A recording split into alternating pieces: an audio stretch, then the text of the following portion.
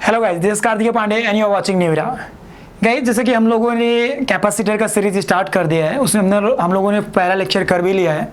पहले लेक्चर में हम लोगों ने सीखा था कि कैपेसिटेंस का मीनिंग क्या होता है, what do mean by capacitance, है ना, और कैपेसिटेंस किन किन चीज़ों पे डिपेंड करता है। फिर उसके बाद हम लोगों ने सीखा था कि कैपेसिटेंस निकालने के तरीके क्या होते हैं डिफरेंट केसेस में, लाइक एक सिंगल कंडक्टर हो या सिस्टम ऑफ कंडक्टर्स हो, या एक तरह से देखा जाए तो स्फेरिकल, सिलेंड्रिकल, लाइन चार्ज और पैरेलल प्लेट कैपेसिटर, बहुत सारी चीज़ें।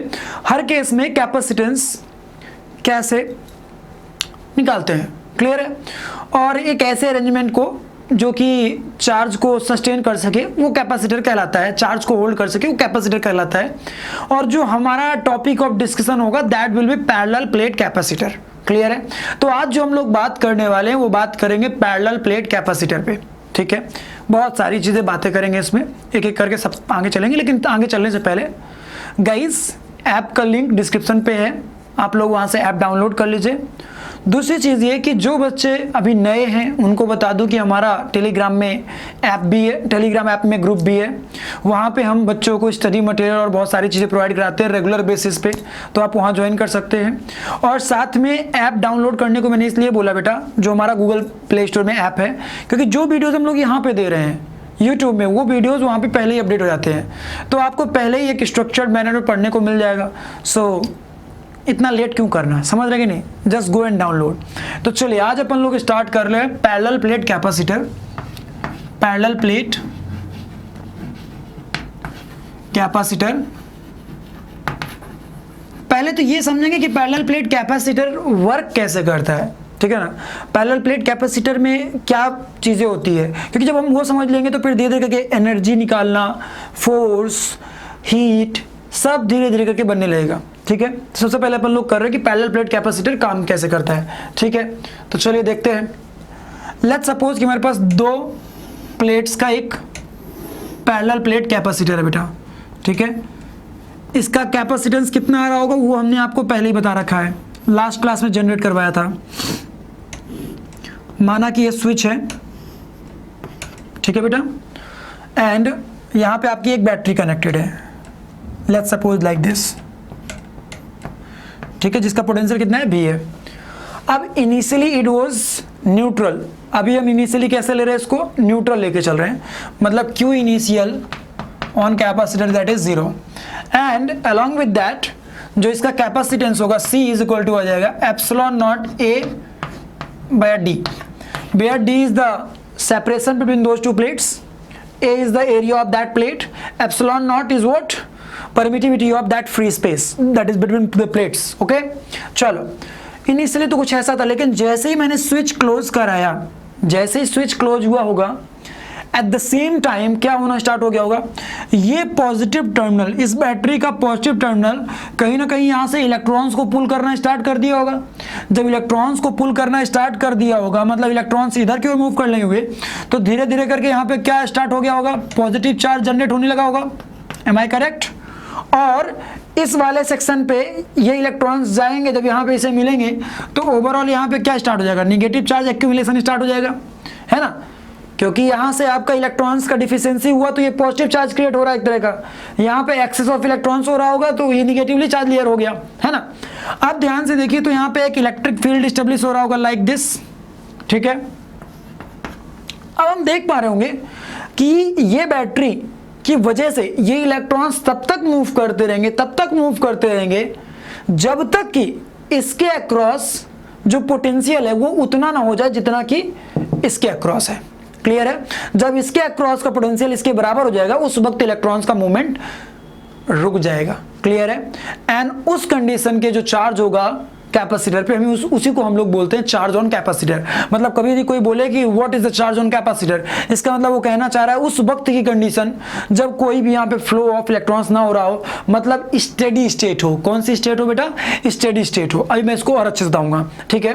तो यहाँ पे इलेक्ट्रॉन्स इधर की ओर मूव करेंगे, धीरे धीरे करके यहाँ पे इलेक्ट्रिक फील्ड बढ़ता जाएगा, इलेक्ट्रिक फील्ड बढ़ता जाएगा। इलेक्ट्रिक फील्ड बढ़ने की वजह से एक वक्त ऐसा आएगा कि भैया यहाँ का पोटेंशियल उतना ही हो जाएगा जितना कि बैटरी के क्रॉस है, ये बैटरी का पोटेंशियल है। अब उसके बाद कोई भी flow of further electrons possible नहीं होगा, क्लियर है। ये बात तो क्लियर हो गई। और उस वक्त की कंडीशन को अपन लोग क्या बोलते हैं, स्टेडी स्टेट। इस बात को ध्यान रखिएगा, स्टेडी स्टेट क्या होगी, ठीक है ना। तो आज के बाद ये क्लियर रखिएगा हम स्टेडी स्टेट किसको बोलते हैं, है ना, उस वक्त की कंडीशन को जब कोई भी further flow of electrons possible ना हो, ठीक है। तो उस वक्त इस पर्टिकुलर कैपेसिटर पे कितना चार्ज होगा, let's assume that charge will be Q, यहाँ पे प्लस क्यू और यहाँ माइनस क्यू, ठीक है। तो that charge Q will be equal to, हम लोग को पता already capacitance is C, and अब इसके अक्रॉस, पहले बैटरी के क्रॉस क्या था आई डोंट नो, मुझे इस बात से मतलब है कि मेरे कैपेसिटर के क्रॉस नेट पोटेंशियल कितना है अब, so that will be V. So this is the charge that will be stored on this capacitor's plate. Clear है, at the condition of steady state, है ना। ये तो हम लोगों को क्लियर हो गया, ये बात समझ में भी आ गई कि भैया इतना चार्ज हो रहा होगा। अब कई बार बच्चे कंफ्यूज हो जाते हैं कि भैया यहाँ माइनस चार्ज है, यहाँ प्लस क्यू चार्ज है, क्या बोले कि मान लो यदि कोई बोलता है कि चार्ज क्यू ऑन कैपेसिटर, तो इसका मतलब ये होता है, इस बात का ध्यान रखिएगा, मैंने आप लोगों को पहले ही पढ़ाया था जब मैंने गॉस लॉ पढ़ाया था, याद करिए इलेक्ट्रोस्टैटिक्स में, तब मैंने बताया था कि फेसिंग प्लेट्स में equal and opposite charges always appear होंगे। ऑलवेज कितने चार्जेस अपीयर होंगे, equal and opposite charges appear होंगे इन दोनों फेसिंग सरफेसेस पे। तो जब equal and opposite charges appear होंगे इन फेसिंग सरफेसेस पे, तो भैया याद रखिए यदि कोई बोले कि what is the charge on capacitor, तो मत सोचिए कि माइनस क्यू या प्लस क्यू, सीधे बोलेगा charge on capacitor is Q. Clear है, ये मत सोचिएगा कि उसमें निगेटिवली चार्ज है या पॉजिटिवली चार्ज है। जब कोई कैपेसिटर के चार्ज की बात करे तो आपको सीधे सीधे क्यू की वैल्यू बोलनी है कि भैया इतना चार्ज है, ठीक है। और किसी भी वक्त जब उसके अक्रॉस पोटेंशियल डिफरेंस भी है, उस वक्त का चार्ज ऑन कैपेसिटर कितना हो जाएगा, इतना हो जाएगा। तो मतलब मुझे समझ में आ गया कि बैटरी के द्वारा कितना चार्ज सप्लाई किया गया है, बैटरी के द्वारा कितना चार्ज सप्लाई किया गया है, बैटरी द्वारा चार्ज सप्लाई किया गया है यहाँ पे कितना बेटा, CV, इतना चार्ज बैटरी ने सप्लाई किया है। Cool, okay great. अब एक बात समझाइएगा मुझे थोड़ा सा बेटा, कि जब बैटरी ने एक तरह से CV चार्ज, एक तरह से इतना चार्ज इसने सप्लाई किया है, तो बैटरी ने कितना वर्क डन किया। तो क्या मैं एक बात बोल सकता हूं कि work done bye battery,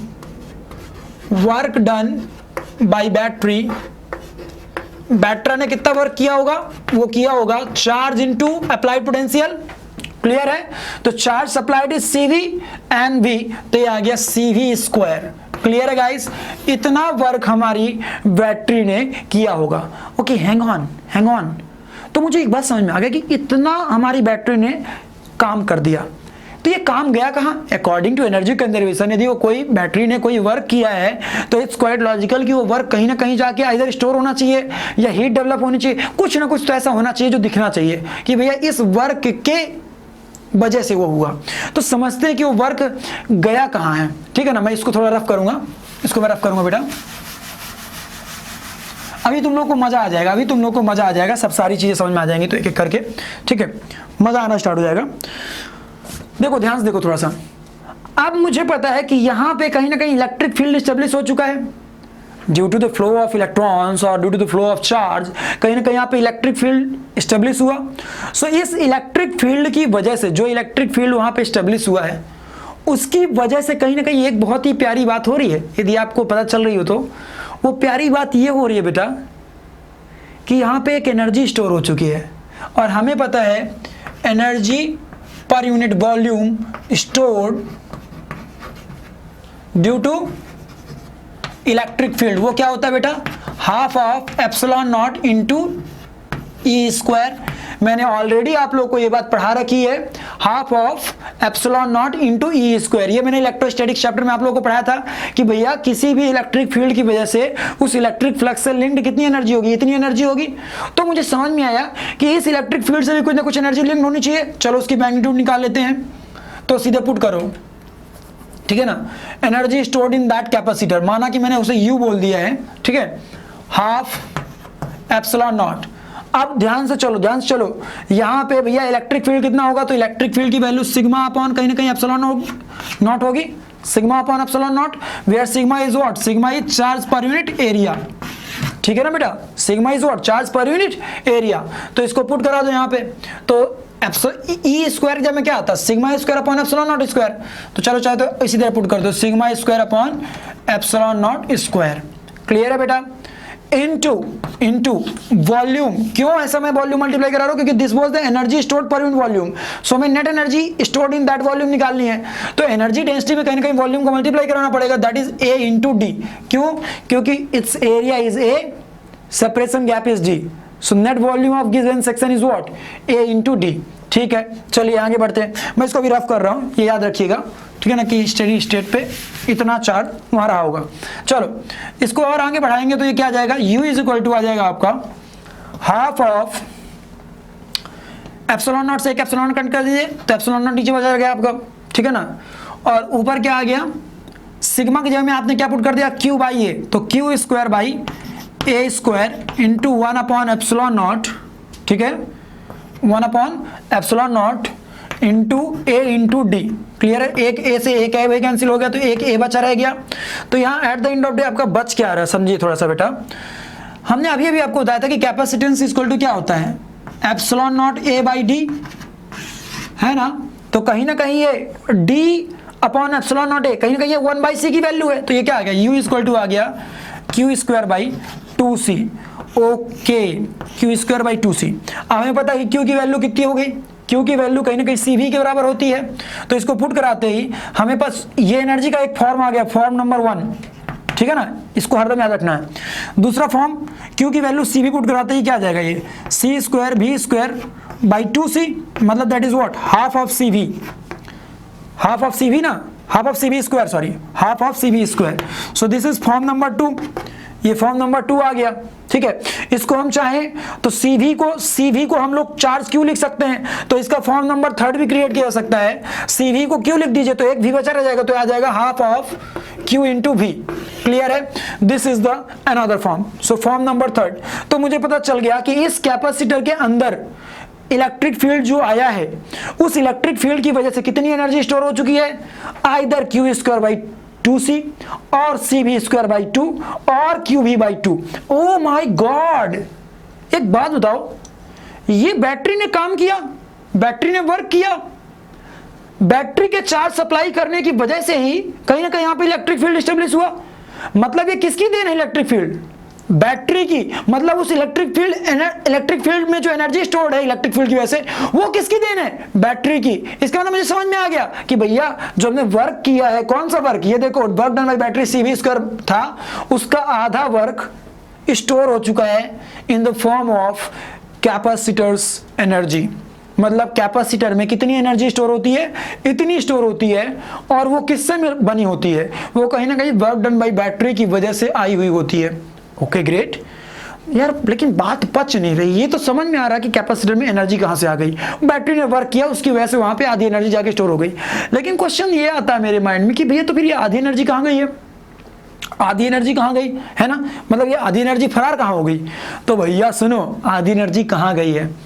actual में क्या हुआ, जैसे ही तुमने बैटरी लगाई सडनली सारे इलेक्ट्रॉन्स मोशन में आए होंगे, ट्रांसफर ऑफ इलेक्ट्रॉन्स हुआ तो इलेक्ट्रॉन्स मोशन में आए, और इलेक्ट्रॉन्स जैसे ही मोशन में आए तो कहीं ना कहीं उन्होंने काइनेटिक एनर्जी गेन कर ली। Am I correct?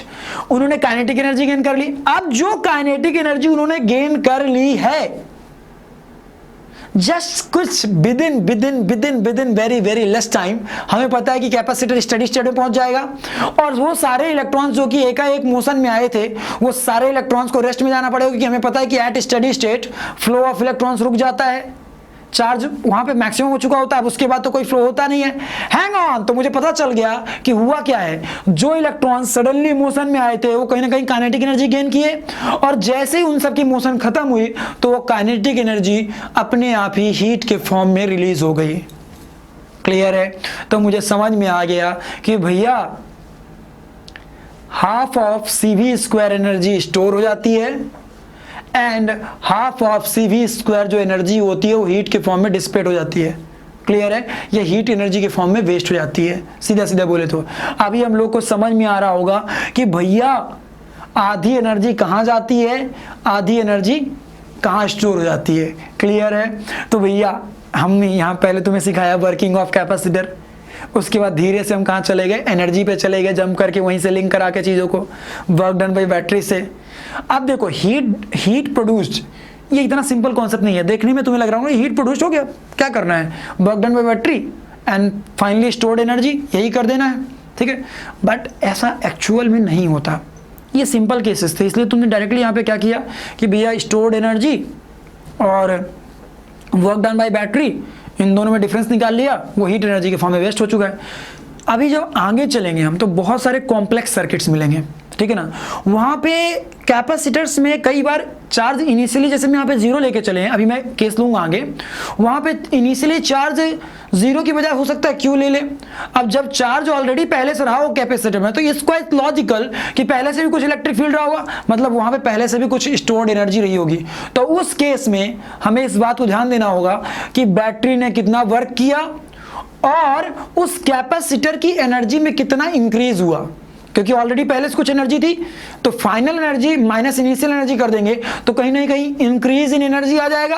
और जो इंक्रीज इन एनर्जी हो गया, इसका मतलब क्या होगा, किसकी वजह से आया, बैटरी की वजह से आया है, तो वहां पे हीट का फॉर्मूला क्या बन जाएगा, net work done bye battery minus increase in energy of the capacitors, क्योंकि आधी एनर्जी कुछ एनर्जी जाके वहां पे कैपेसिटर में स्टोर हो गई होगी, ठीक है ना। जो इसने वर्क किया है वो कुछ एनर्जी के फॉर्म में जाके वहां स्टोर हो गया होगा, जिसकी वजह से कैपेसिटर्स की एनर्जी बढ़ गई होगी। तो इस बात को बहुत ही डिटेल में समझिएगा, मैं इस पे बहुत सारी प्रॉब्लम्स कराऊंगा आगे चल के, अपन जे एडवांस में बूम बूम करने वाले हैं आगे चल के, ठीक है ना। लेकिन अभी बस बेसिक बातें थी, मैं चाहता था कि आपको लिंक करा के चीजों को दिखाऊं, ऐसे नहीं कि भैया एनर्जी का ये फॉर्मूला होता है रट लो, वर्क डन ये होता है रट लो, ठीक है ना। चीजों को देखो, एनालाइज करो, महसूस होना चाहिए, मजा आना चाहिए, क्या बोलता रहे, ठीक है ना। चलो आगे बढ़ते हैं अपन, ध्यान से देखना थोड़ा सा। अब मैं अगला कॉन्सेप्ट ले रहा हूं यहाँ पे। अब मान लो कि इनिशियली जैसे यहाँ पे हमने न्यूट्रल लिया था बैटरी को, अब ये बैटरी न्यूट्रल की बजाय कुछ इनिशियली चार्ज लेके पहले से रखी हुई हो कैपेसिटर, सॉरी, ठीक है ना। जब हमने बैटरी को कनेक्ट कराया पिछले केस में, तो हमारा कैपेसिटर कैसा था, न्यूट्रल था, कोई चार्ज ही नहीं था उसमें। अभी मैं क्या लेके चल रहा हूं कि हर प्लेट पे कुछ ना कुछ चार्ज है। न्यूट्रल का मतलब कोई चार्ज नहीं है, न्यूट्रल तो ऑलवेज होगा ही, नेट चार्ज की बात करेंगे तो। चलिए देखते हैं, अब ऑलरेडी उसके पास कुछ ना कुछ पहले से चार्ज था, ठीक है। Let us suppose that was Q not. अब मैंने बैटरी फिर से कनेक्ट कराई और पहले स्विच को ओपन रखा, मतलब जब स्विच ओपन थी उस वक्त इसके ऊपर चार्ज कुछ था, लाइक दिस, इसके ऊपर क्यू नॉट था प्लस का, ठीक है बेटा, और इसके ऊपर माइनस क्यू नॉट था, and if it's capacitance is C, ठीक है। अब मैंने क्या किया कि इस स्विच को क्लोज कराया, तो जैसे ही मैं स्विच को क्लोज कराऊंगा बेटा, समझना थोड़ा सा, जैसे ही मैं स्विच को क्लोज कराऊंगा तो होगा क्या, दो चीजें पॉसिबल है। आइदर हो सकता है कि बैटरी कुछ चार्ज सप्लाई कर दे, बैटरी कुछ चार्ज दे दे, या यह भी हो सकता है कि बैटरी में कुछ चार्ज चला जाए, बैटरी से कुछ चार्ज पास कर जाए, ठीक है ना। क्यों ऐसा मैं बोल रहा हूं, समझना ध्यान से।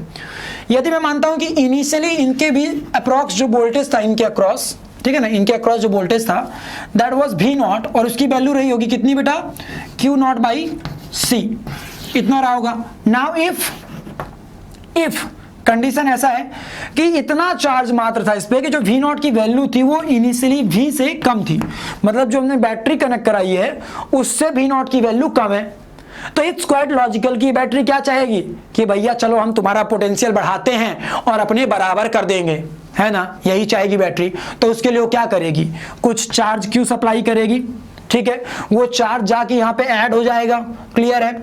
और लेट सपोज कि उस वक्त जब इसके अक्रॉस का पोटेंशियल क्या हो चुका होगा, V हो चुका होगा, उस वक्त इसका जो चार्ज हो जाएगा वो क्यू फाइनल हो जाएगा, यहाँ पे प्लस का क्यू फाइनल, यहाँ पे माइनस का क्यू फाइनल, क्लियर है। तो एक तरह से देखा जाए तो हमें पता है कि क्यू फाइनल की वैल्यू उस वक्त की क्या आ जाएगी, वो आ जाएगी C इंटू V के बराबर रहेगी। Am I correct? Q final will be equals to the C into V। अब एक मिनट, अब ध्यान सोचिएगा, यहाँ पे क्या हुआ होगा, यहाँ पे चार्ज सप्लाइड बाय बैटरी, वो कितना आया होगा, चार्ज सप्लाइड बाय बैटरी, वो उसकी वैल्यू कितनी आई होगी बेटा, तो ध्यान से सोचेगा उसकी वैल्यू हम कैसे निकाल लेंगे, बहुत आसान तरीका है भैया। यहाँ पे इनिशियली चार्ज कितना था, क्यू नॉट था, अभी क्यू फाइनल हो चुका है, तो charge supplies delta Q is equal to कितना आ जाएगा, Q final minus Q nought, clear है बेटा। वेयर क्यू फाइनल की वैल्यू तो हमें पता है that is what, C B minus Q nought, clear है? इतना चार्ज बैटरी ने सप्लाई किया होगा कैपेसिटर्स को, या इस बोले तो इतना चार्ज यहाँ पे बैटरी ने ऐड किया होगा। आप ध्यान समझो, मैं जो केस बोला था पिछले केस में कि ऑलरेडी हो सकता है कि पहले कुछ चार्जेस हुए हों, तो अब देखो जो यहाँ पे बैटरी ने वर्क किया है, जो बैटरी ने यहाँ पे एक तरह से वर्क किया है ना, वो नो डाउट यहाँ पे स्टोर्ड एनर्जी के फॉर्म में दिखा होगा। लेकिन यदि आप डायरेक्ट 1/CV² वाला फॉर्म लगा दोगे तो एक तरह से गलत हो जाएगा। क्यों? क्योंकि यहाँ पे कैपेसिटर में शुरुआत से ही, मतलब जब बैटरी कनेक्टेड नहीं थी, जब बैटरी ने कोई वर्क नहीं किया, तब भी तो यहाँ पे कुछ ना कुछ स्टोर्ड एनर्जी थी, तो उसे कंसीडर करना पड़ेगा। इस बात को ध्यान रखिएगा ऑलवेज। क्लियर है? चलिए, तो ये पहली कंडीशन हो गई। अब यहीं पे कंडीशन थोड़ा उल्टा कर देते हैं। कैसे उल्टा कर देंगे? लाइक इफ, अब यदि ऐसा हो जाए बेटा कि V0 is greater than what? V, मतलब इसके अक्रॉस पोटेंशियल क्या है? ज्यादा हो गया है इससे, तो इस केस में क्या होगा? बैटरी यही चाहेगी भैया तुम अपना पोटेंशियल घटाओ। अब पोटेंशियल कब घटेगा? जब तुम कुछ चार्ज अपना फेंक दोगे, बर्बाद कर दोगे, हमें भेज दो, भेजो भेजो। तो उस केस में चार्ज कैसे सप्लाई होगा? यहां से सप्लाई होगा। पहले कुछ ऐसे सप्लाई हुआ था, अब कैसे सप्लाई होगा? ऐसे सप्लाई होगा। क्लियर है? ठीक है? और जब ऐसे सप्लाई होगा तो इस केस में एक तरह से देखा जाए तो मैं मान लेता हूं कि फाइनल चार्ज इक्वल टू कितना आ जाएगा? फिर से वही CV आ जाएगा। लेकिन इस केस में चार्ज सप्लाइड की वैल्यू कितनी आएगी? CV माइनस Q0 नहीं आएगी, इस बार आएगी Q0 माइनस CV। और पिछले केस में जैसे हम लोग बोल रहे थे कि work was done by battery, क्योंकि बैटरी ने चार्ज सप्लाई किया था। लेकिन इस केस में ध्यान से देखो तो जब चार्ज Q ऐसे फ्लो करेगा from positive terminal to negative terminal, मतलब एक तरह से देखा जाए तो हम लोगों ने केमिस्ट्री में पढ़ा होगा कि सारी रिएक्शंस रिवर्स हो जाती हैं, है ना? जब चार्जिंग ऑफ बैटरी कराते हैं, बैटरी को चार्ज कराते हैं तो सारी रिएक्शंस रिवर्स करते हैं। इसका मतलब क्या हुआ? बैटरी चार्ज हो रही है, मतलब हमने बैटरी पे कुछ वर्क कर दिया इस बार। मतलब इस बार क्या बोलेंगे? Work is done on the battery. पिछले केस में क्या बोला था? Work was done by the battery. Clear है? ये बहुत ही प्यारी चीजें हैं जो आपको समझ में आ गई होंगी। ठीक है, तो ये दूसरा केस हो गया जो मैंने आप लोगों को बताया। ठीक है, एक और वेरिएशन है जो कि आप लोगों को सोचना चाहिए, आप लोग के लिए एज अ होमवर्क होगा कि यदि इस बैटरी को कनेक्ट कराने के पहले यदि इसमें मैंने चार्ज Q0 दिया है, मैं इसको बोल देता हूं Q0 और इसको बोल देता हूं Q डैश। क्लियर है? मतलब दोनों प्लेट्स पे अलग अलग चार्जेस हो जाएं। चार्ज कनेक्ट करने के पहले, सॉरी बैटरी कनेक्ट करने के पहले दोनों प्लेट्स पे इनिशियल चार्जेस अलग अलग हो जाएं। तो उस केस में नया रीडिस्ट्रीब्यूशन ऑफ चार्ज है, जिसे कहते हैं नया डिस्ट्रीब्यूशन ऑफ चार्ज, कैसे कर पाएंगे, कैसे देखेंगे, ये आप लोग सोचिएगा। ये आप लोग के लिए एज अ होमवर्क है। यार कुछ मैं कराता हूं तो कुछ तुम भी तो करो। इतना बेस से चीजों को उठाते हैं और इतना अच्छे लेवल तक लेके जाते हैं, तो भैया उसका उपयोग तभी होगा जब आप यहां से सीखी हुई चीजों को वहां पे जाके अप्लाई करो। Am I correct? तो चलिए, ये तो अपन लोग को क्लियर हो गया। अभी अपन लोग थोड़ा आगे बढ़ते हैं। ठीक है, अपन लोग को ये समझ में आ गया कि भैया कैपेसिटर, पैरेलल प्लेट कैपेसिटर काम कैसे करता है, कितनी एनर्जी स्टोर होगी, क्या कैसा वेरिएशंस, ये सारी बातें अपन लोगों ने सीख ली। चलो आगे बढ़ते हैं। अब अपन लोग सोचते हैं कि किन्हीं भी दो पैरेलल प्लेट्स के बीच में फोर्स कितना लगेगा। ठीक है, if let's assume we have two parallel plates, parallel plate capacitor, ठीक है ना, और this is positively charge, this is negatively charge, plus Q minus Q. ठीक है बेटा, अब क्वेश्चन ये है कि इन दोनों के बीच में कितना फोर्स लग रहा होगा। What will be the force acting between those two plates of the capacitor, है ना। बट बाय द वे देखा जाए तो ये क्वेश्चन उतना कठिन नहीं है। ये अभी मैं आप लोग को समझा रहा हूँ, आगे चल के इसका एप्लीकेशन आएगा। ठीक है, देखो यार अपना अपना तरीका होता है पढ़ाने का। कुछ लोग क्या करते हैं कि वो शुरुआत में ही अरेंजमेंट ऑफ कैपेसिटर्स और ये सब चीज़ें पढ़ाते हैं, बाद में कुछ कराते हैं, कुछ छोड़ देते हैं। बट मेरा ये है कि मैं बेस से कराने की कोशिश कर रहा हूँ। आप देख रहे होंगे कि मैंने सबसे पहले कैपेसिटेंस पे ही बात करी, इलेक्ट्रिक ब्रेकडाउन पे बात करी, ठीक है ना, फिर उस पर बात करी कि वो कैसे मीडियम्स पे डिपेंड कर रहा है, शेप एंड साइज पे डिपेंड कर रहा है। जब ये सब चीज़ें अपने आंखों से देखोगे तभी तो यार उन्हें जिसे कहते हैं अप्लाई कर पाओगे, है ना। फिर उसके बाद फिर हमने क्या किया, फिर उसके बाद हम लोगों ने डिफरेंट केसेस में कैपेसिटेंस निकाल के सीखा कि कैसे निकालेंगे। अब हम लोग पैरेलल प्लेट कैपेसिटर में ये देख रहे हैं कि चार्जिंग कैसे हो रही है, यदि या सीधे कहे तो पैरेलल प्लेट कैपेसिटर में चार्ज कैसे ग्रो कर रहा है, फिर जो बैटरी वर्क कर रही है वो जा कहाँ रहा है, किसी कैपेसिटर में कितनी एनर्जी स्टोर हो रही है। मतलब धीरे धीरे करके देखिए क्या हो रहा है, हम पाथ बनाते जा रहे हैं, सीढ़ियां बनती जा रही हैं। सो उसी सीढ़ी का एक पार्ट है force between parallel plate capacitors, मतलब कि इनकी जो पैरेलल प्लेट्स हैं इनके बीच में कितना फोर्स लग रहा होगा। तो आप लोग इसे एक बार सोचिए, बहुत इजी तरीके से कर सकते हैं। दो मेथड है, ठीक है ना। मैं पहला कठिन मेथड बताता हूं। माना मैंने कि इसमें मैं फोर्स एफ लगा के इसे पुल करूं, ठीक है बेटा, फोर्स एफ लगा के मैं पुल करूं, तो इट्स क्वाइट लॉजिकल कि इन दोनों के बीच में अट्रैक्शन होगा। तो अट्रैक्शन को जब अपोज करूंगा तभी ये पुल हो पाएंगी। मतलब मुझे एक बात तो समझ में आ गई कि भैया यहाँ पे अट्रैक्शन की वजह से ये प्लेट्स जो हैं वो अपने आप ही दूर नहीं जाएंगी, उन्हें दूर ले जाने के लिए मुझे कुछ ना कुछ वर्क करना पड़ेगा। तो माना कि मेरा जो प्लेट है वो यहाँ आ गया, बाय डिस्टेंस dx आगे मूव कर गया वो, ठीक है ना। किसी वक्त यहाँ इनके बीच गैपिंग कितनी थी, x थी।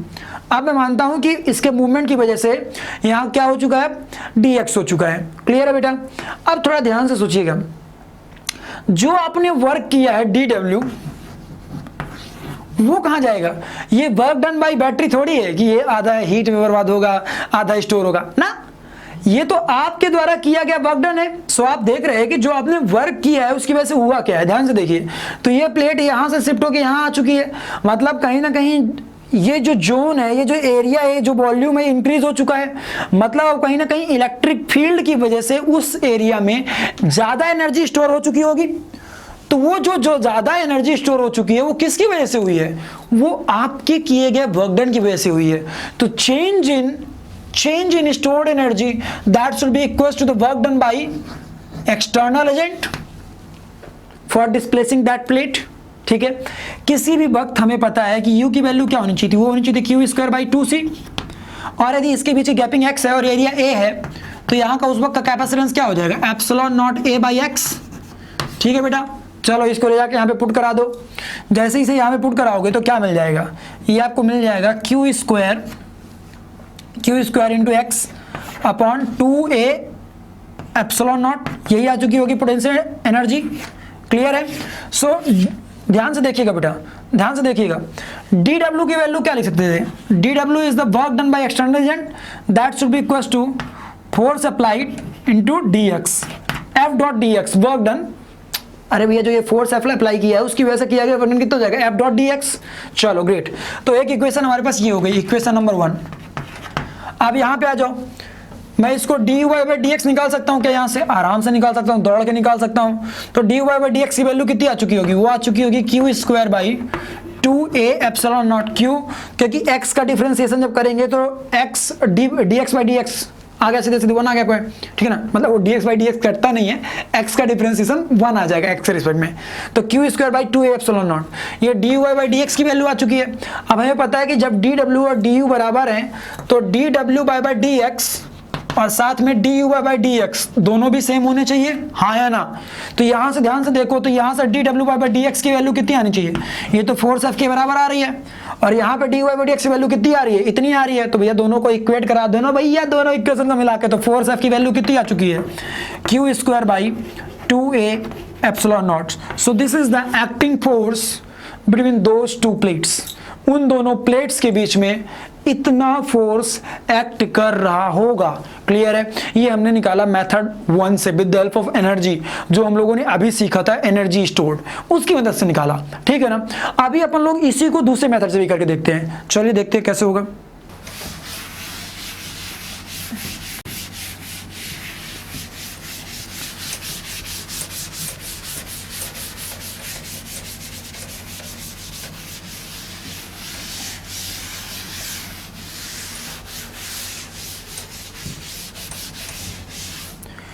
चलो थोड़ा ध्यान से देखना बेटा, अच्छे से देखना, मजा आ जाएगा।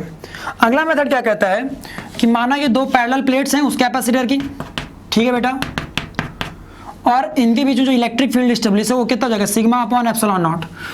यदि इसका चार्ज क्यू है तो भैया सिंपल सी बात है, सिग्मा इक्वल टू कितना आ चुका होगा, q/a, charge per unit area. अब हमें पता है कि इस प्लेट पे जो लगने वाला फोर्स होगा वो कहीं ना कहीं इसी इलेक्ट्रिक फील्ड की वजह से होगा। तो भैया force on that plate that should be equal to charge on that plate multiplied by electric field. Clear है? तो चार्ज की वैल्यू क्यों हो गई, इलेक्ट्रिक फील्ड की वैल्यू ले जाके पुट कर दीजिए। लेकिन एक मिनट, ये जो sigma upon epsilon not that was the net electric field ना, लेकिन इस वाले प्लेट की वजह से यहाँ पे इलेक्ट्रिक फील्ड कितना होगा, sigma upon 2a epsilon not, और इस वाले की वजह से भी कितना होगा इधर की ओर, sigma upon 2a epsilon naught. तो कोई प्लेट खुद के इलेक्ट्रिक फील्ड की वजह से तो फोर्स महसूस नहीं करेगी, ठीक है ना। तो इस बात को याद रखिएगा कि भैया यहाँ पे जब इलेक्ट्रिक फील्ड की वैल्यू पुट कराइएगा तो कितना पुट कराइएगा, sigma upon 2 epsilon not. Clear है? क्योंकि ये मत पुट कर दीजिएगा सिग्मा अपॉन एप्सिलॉन नॉट, क्योंकि वो खुद के net electric field is sigma upon epsilon not, that's great. लेकिन खुद के इलेक्ट्रिक फील्ड की वजह से क्या कोई फोर्स महसूस कर सकता है? नो, नॉट एट ऑल, ठीक है ना। तो भैया उस केस में कितना आ जाएगा, Q into sigma upon 2 epsilon not. Sigma की वैल्यू पुट कराइए तो ये क्या आ जाएगा, Q इंटू सिग्मा की वैल्यू QI ये हो चुकी है, तो ये आ जाएगा Q, चार्ज Q ही उसको पुट कर दीजिए, ठीक है ना, Q upon A into 1 upon 2 epsilon nought. चलिए इसको सॉल्व कर देखिए क्या आ रहा है, Q square by 2a epsilon not. ध्यान से मैच करो, पिछला ही एक्सप्रेशन आ गया कि नहीं आ गया, जो हम लोगों ने पिछले केस में निकाला था। तो मुझे समझ में आ गया कि भैया किसी भी केस में जो पैरेलल प्लेट कैपेसिटर्स होंगे, ठीक है ना, उन पैरेलल प्लेट कैपेसिटर्स के बीच में जो फोर्स ऑफ इंट्रैक्शन होगा उसका मैग्नीट्यूड कितना आएगा बेटा, that will come out to be, कहाँ गया भैया, ये है Q square by 2a epsilon not. Clear है? तो हम लोग को ये भी समझ में आ गया कि भैया इतना फोर्स लग रहा होगा। अब देखो इस पे बेस्ड आप लोगों को कुछ कुछ प्रॉब्लम्स देखने को मिल सकती हैं कई बार, ठीक है। जैसे कि मैं एक दो प्रॉब्लम करके दिखाता हूँ, इजी प्रॉब्लम्स होंगी, इतनी कठिन नहीं होंगी, हाँ, बट एग्जाम में पहली बार मिल जाए देखने को तो इट्स क्वाइट लॉजिकल कि हम फंस जाएंगे थोड़ा सा, ठीक है ना। जैसे क्या बोला है कि एक पैन है, ठीक है, और एक पैन से ऐसे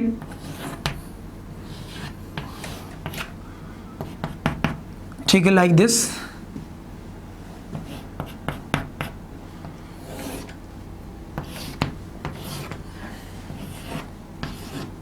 ये ट्रॉली है, negatively charge and positively charge, ये मतलब एक कैपेसिटर के फॉर्म में ट्रॉली है बेटा, ठीक है ना।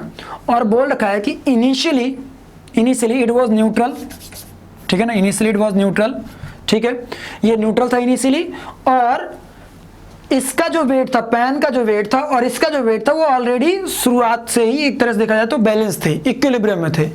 लेकिन हम इसके अक्रॉस बैटरी कनेक्ट करा दिए, ठीक है ना, मतलब इसे हम चार्ज करा दिए, क्या करा दिए बेटा, चार्ज करा दिए, चार्जिंग करा दी Q। तो भैया चार्जिंग की वजह से यदि हमने इसे चार्ज करा दिया, चार्जिंग कर दी, तो अब ऑब्वियस है कि इनके बीच में अट्रैक्शन स्टार्ट हो जाएगा। तो जब अट्रैक्शन स्टार्ट हो जाएगा तो इट्स क्वाइट लॉजिकल कि और पुलिंग फोर्स लगने लगेगा, मतलब यहाँ पे हमें वेट इंक्रीज करना पड़ेगा। सो क्वेश्चन इज कि कितना मास मैं यहाँ पे पुट कर दूं कि सिस्टम फिर से हमारा इक्विलिब्रियम में मेंटेन रहे। This is the very basic question, ठीक है। तो कठिन है क्या, बहुत आसान है। मैंने अपने मन से मान लिया कि मैंने मास m पुट कर दिया होगा यहाँ पे, ठीक है बेटा। तो जब m मास पुट कर दिया होगा तो यहाँ पे इधर की ओर लगने वाला फोर्स कितना हो जाएगा, mg हो जाएगा। यहाँ पे टेंशन T हो गया, ऊपर की ओर टेंशन T, नीचे की ओर mg, तो T is equal to mg आ जाएगा एट इक्विलिब्रियम। ऊपर की ओर लगने वाला फोर्स इक्वल टू नीचे की ओर लगने वाला फोर्स, ठीक है ना, tension T equal to mg। मैं ये इनके वेट्स को, इनिशियल वेट्स को निगलेक्ट करके चल रहा हूँ, कोई मतलब नहीं, वो पहले से तो इक्विलिब्रियम में था, उनके बारे में सोचना ही नहीं मुझे। नो वेट करना चाहिए था लेकिन वो कैंसिल हो जाएगा, तो इसलिए मैं कोई सोच ही नहीं रहा हूँ कि पहले से उनका कितना वेट था। मैं इतना मान रहा हूँ कि अब m मास है, ऊपर की टेंशन T, उसी तरह इधर भी टेंशन T लग रहा होगा ऊपर की ओर, ठीक है ना, और नीचे की ओर जो एक पुलिंग फोर्स लग रहा होगा, ठीक है, जो पुलिंग फोर्स लग रहा होगा वो पुलिंग फोर्स कितना आ रहा होगा, वो आ रहा होगा Q square by 2a epsilon not. Clear है बच्चा, इतना आ रहा होगा Q square by 2a epsilon not, ठीक है। तो उसको पुट करा दीजिए वहां पे, तो यहां से क्या आ जाएगा, टेंशन T इक्वल टू आ गया Q square by 2a epsilon nought. चलिए इसको mg के इक्वेट करा लीजिए, क्यों, क्योंकि tension T equal to mg है, इसको रीअरेंज करा लीजिए, तो मास m इक्वल टू कितना आ चुका है, Q square by 2ma epsilon not. Hang on, अब Q की वैल्यू यदि आपको दिया होता C भी तो आप पुट कर देते, उसके रिस्पेक्ट में आपका आंसर आ जाता। ध्यान से देखिए, तो मैंने नो डाउट प्रॉब्लम पहली बार देखे हो तो थोड़ा सा सोचते, लेकिन अभी हमारे लिए आसान हो गई। बस इस बात का ध्यान रहे बेटा, जो कि बहुत ही इंपॉर्टेंट है, कि हमने फोर्स F पिछले केस में तुमने देखा होगा इधर की ओर लगाया था प्लेट को मूव कराने के लिए, ठीक है ना, लेकिन इस बात का ध्यान रखा था कि हम इतना फोर्स लगा रहे हैं कि वो प्लेट जो है एसिलरेट ना करे या प्लेट की वेलोसिटी में कोई चेंजेस ना आए, मतलब बहुत ही इनफाइनेटिसमली स्मॉल वेलोसिटी से हम उसे मूव करा देते, मतलब there should be no gain in kinetic energy of the plate, then only we can say that कि work done by external agent got stored as what, energy in capacitor, ठीक है ना, एनर्जी स्टोर्ड इन capacitor. तो इस बात का ध्यान रहे। हाँ, उस फोर्स F की वैल्यू नो डाउट जो अंदर की ओर एक अट्रैक्शनल फोर्स उस प्लेट से की वजह से इस प्लेट पे लग रहा होगा उसके बराबर ही रहा होगा, तभी तो हम उसको एकदम स्लाइटली मूव करा पा रहे हैं एकदम धीमे। क्लियर है? चलो एक क्वेश्चन मैं और देता हूं, इसी से रिलेटेड रहेगा लेकिन आप लोग उसे करिए, ठीक है।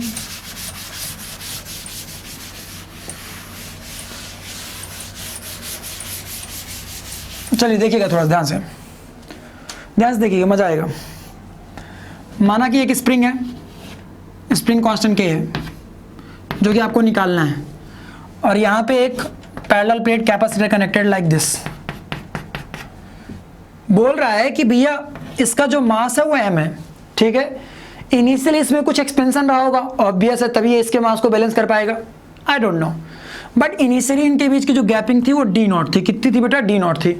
अब मैंने इसके अक्रॉस बैटरी कनेक्ट करा दी। जैसे बैटरी कनेक्ट कराई हमने, तो बैटरी कनेक्ट कराते ही इसका कैपेसिटर का चार्जिंग होगा, और चार्जिंग होने की वजह से इनके बीच में पुलिंग स्टार्ट हो जाएगी, एक दूसरे को पुल करना स्टार्ट करेंगे। पुल करने की वजह से कहीं ना कहीं स्प्रिंग में एक्सपेंशन आएगा। Am I correct?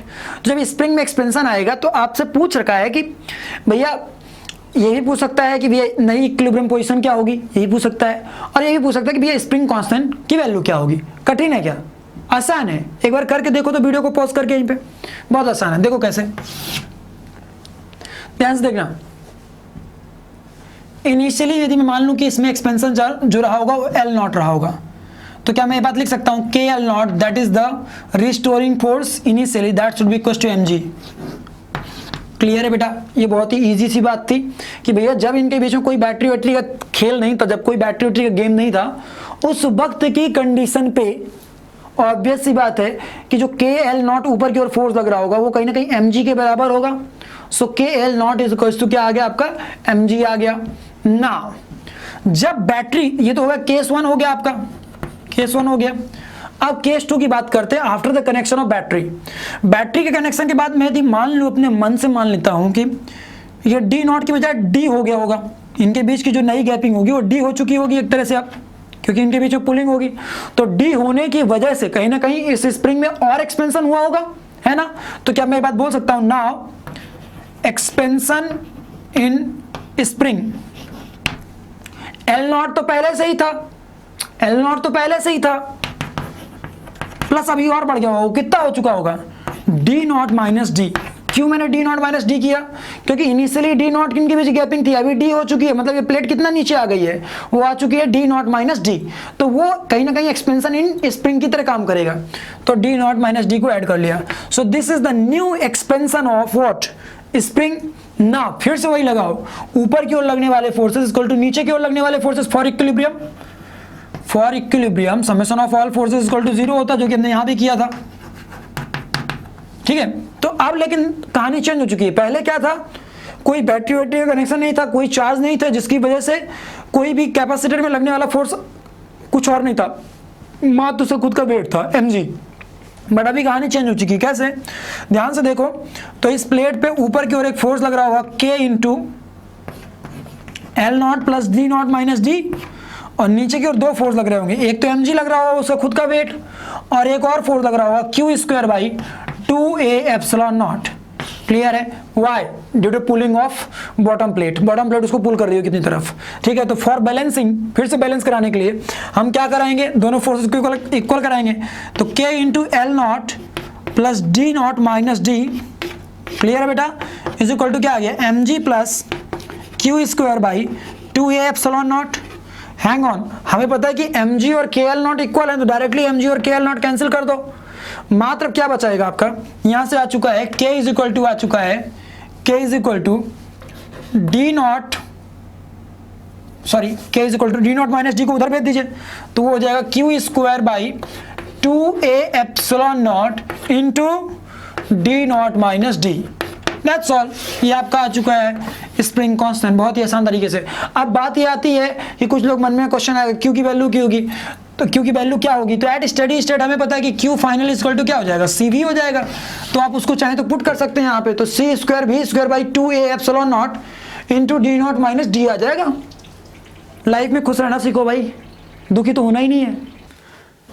Now guys, मैं आप लोग को एक क्वेश्चन दे रहा हूँ, ठीक है, वो as a kind of homework होगा, जो कि लास्ट क्लास पे बेस्ड है। मैंने लास्ट क्लास में आप लोगों को कैपेसिटेंस निकालना सिखाया था, ठीक है ना।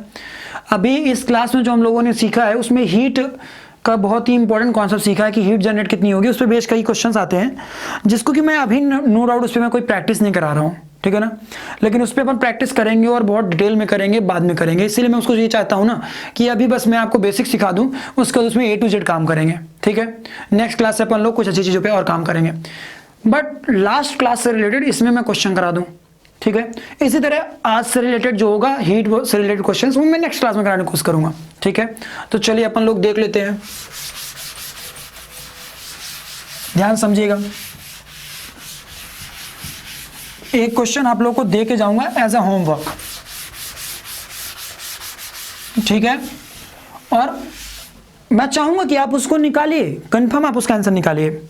क्वेश्चन ये बोल रखा है, यदि एक मान लीजिए कि स्फेरिकल कैपेसिटर है, ठीक है ना, दो कोसेंट्रिक स्फेरिकल सेल्स को मिला के कैपेसिटर बना हुआ है, inner radius is a, outer radius is b, ठीक है।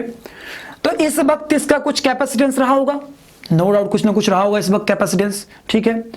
अब मैंने क्या किया बेटा कि जो अंदर की इनर सेल है उसको मैंने ऐसे कुछ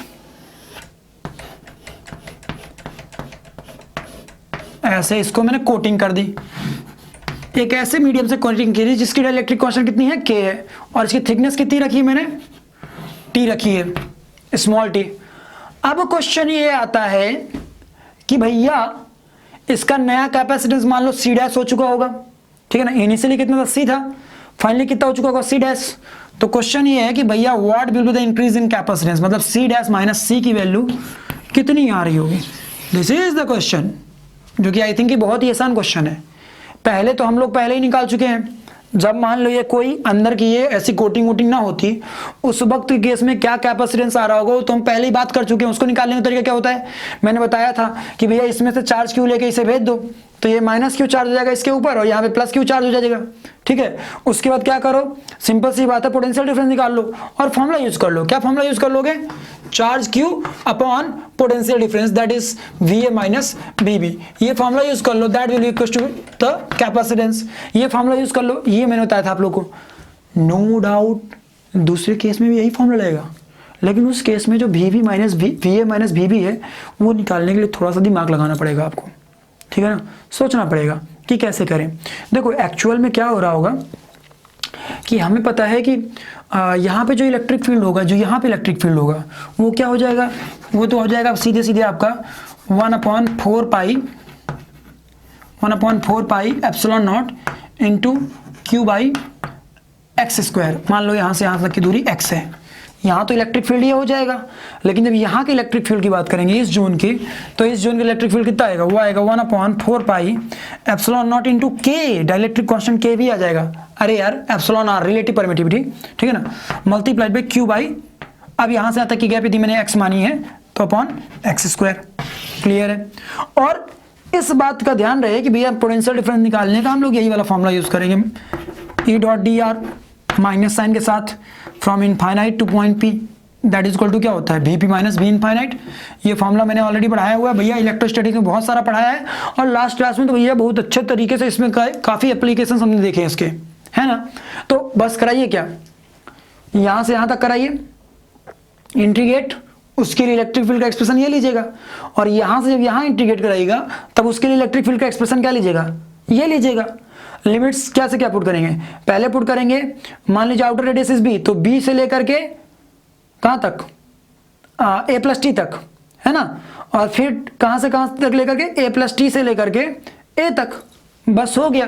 पूरा सॉल्व करिए, एनालाइज करिए, जो सॉल्यूशन आए उसको जो आपका v की वैल्यू, डेल्टा v की वैल्यू आ जाए, उसको दोबारा ले जाके यहाँ पुट करा दीजिए, Q by V A minus V कराते ही आपका फिर चार्ज, नया कैपेसिटेंस आ जाएगा सी डैश। और एक बार नया कैपेसिटेंस आपका आता है कि भैया लाइव झिंगा लाला, उसका तो कोई प्रॉब्लम ही नहीं है, सीधे क्या करना है, जस्ट पुट करो, नया आ गया, पहले का पता था, डिफरेंस निकाल लो, सप्रेशन फाइंड कर लो, you will get the answer. In this manner we will solve that problem. Okay guys, तो आज के लेक्चर में तो मैं यहीं तक कंटिन्यू करूँगा, ठीक है, बट नेक्स्ट लेक्चर में आगे जो होगा वो देखेंगे अपन, ठीक है ना। बट आगे जाने से पहले एक बार फिर से रिमाइंड करा दूं, जो बच्चे अभी तक न्यू इरा के ऐप को डाउनलोड नहीं किए हैं, जाके डाउनलोड करिए, डिस्क्रिप्शन में लिंक दिया हुआ है। और दूसरी चीज़, regular study material, proper test series, बहुत सारी चीज़ें, नो डाउट हम वो सब चीज़ें ऐप में भी धीरे धीरे अपडेट कर रहे हैं, लेकिन अभी जब तक कि हो सकता है बहुत सारी चीज़ें नहीं हो पा रही हैं, तब तक हम लोग टेलीग्राम ऐप की मदद से बच्चों को चीज़ें कन्वे कर रहे हैं, या कोई नोटिफिकेशन आता है, कोई अपडेट आता है, तो वहाँ पर देने की कोशिश करते हैं। क्लियर है गाइस? तो just go there and join it. And यदि वीडियो अच्छा लगा हो तो यार लाइक करो, दोस्तों के साथ बताओ यार, क्योंकि हम देखते हैं कि इतना अच्छा कंटेंट भी देते हैं, तब भी 500 से 1000 लोग मुश्किल से देखते हैं। और वहीं पे मैं देखता हूँ कि ऐसा वीडियो ऐसा घुमाते हैं तो उस पर 1-1 लाख व्यूज़ आता है, और at the end of day वो एडवांस के लिए होता नहीं है कंटेंट, बट लोग बोल देते हैं कि we are providing advance content, that's all. तो इसीलिए व्हाट आई विल सजेस्ट कि मेरे लाल इस चीज़ का वैल्यू करिए, दोस्तों के साथ शेयर करिए, लाइक करिए। चलिए, thank you, bye bye, take care, have a nice day.